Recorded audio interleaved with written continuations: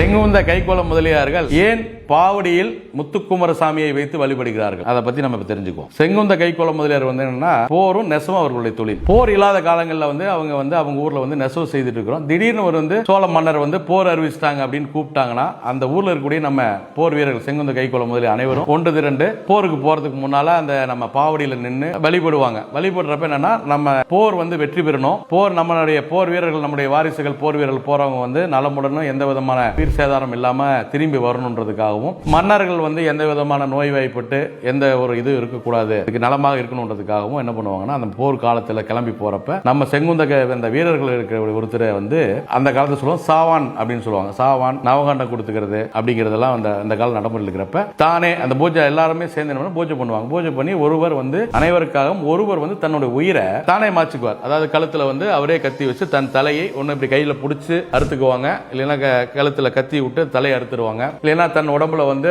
9 பாகமாக வந்து தன் உடம்பை வந்து அறிஞ்சுக்குவாங்க. இது வந்து என்னன்னா நவகாண்டம் கொடுக்கிறது கொடுத்துட்டு எல்லாருமே நலமா வரணும்னு சொல்லி வழி அனுப்பிச்சுப்பாங்க. அவங்க அந்த இறந்தவர்களுடைய அந்த நவகாண்டம் கொடுத்துக்கிட்டாரு சாவான் தன் தலையை தானே அறிஞ்சு விட்டாரு வந்து நம்மளுடைய குலத்தினுடைய வாரிசு இந்த மாதிரி இருக்கனால முருகனுடைய வாரிசு நாம முத்துக்குமரன் இன்னொரு பெயர் அப்படிங்கிற ஒரு பொதுவான பெயர் வைத்து ஒரு நடுகள் ஒரு சின்ன ஒரு கல்லை வச்சு பாவடியில முத்துக்குமரனா நினைச்சு அவங்க வழிபடுவாங்க. டெய்லியும் அதை அவர் வழிபட்டு தான் அவங்க தொழில் செய்வாங்க. அவர் பேர் தான் முத்துக்குமரன் பேர். அது வருங்காலத்தில் என்னாச்சுன்னா அந்த காலங்கள் மாறுறப்ப சிலை வடிவமைக்கிறப்போ வந்து கழுத்துல கத்தி வச்சுட்டு இருக்கிற மாதிரி சிலை சாவான் சிலைன்னு அதுக்கு பேரு அதை வச்சுட்டு இருக்கிற மாதிரி ஒரு சிலை வைத்து ரெகுலரா வழிபட்டு இருந்தாங்க. இன்னைக்கு நவீனமா அப்படியே கொஞ்சம் அடுத்தடுத்த காலங்கள் மாறப்ப அந்த முருகனுடைய அவதாரம் தான் முத்துக்குமரன்றப்ப முருகனுடைய சிலை வைத்து முத்துக்குமரனாக முத்துக்குமரசாமி நம்ம வழிபடுறோம். இதுதான் அந்த முத்துக்குமரசாமியுடைய வரலாறு. நம் குலத்தினுடைய முன்னோர்கள் நமக்காக நம் நாட்டுக்காக போரிட்டு தன் உயிரை தானே மாய்ச்சிக்கிறதுக்கு வந்து அவங்களே முன் வந்து ஒருத்தர் எல்லாரும் நலமா வரணுன்றதுக்கு ஒருத்தர் தன் உயிரை மாய்ச்சிக்கிட்டது தான் இந்த முத்துக்குமரசாமியுடைய வரலாறு. இந்த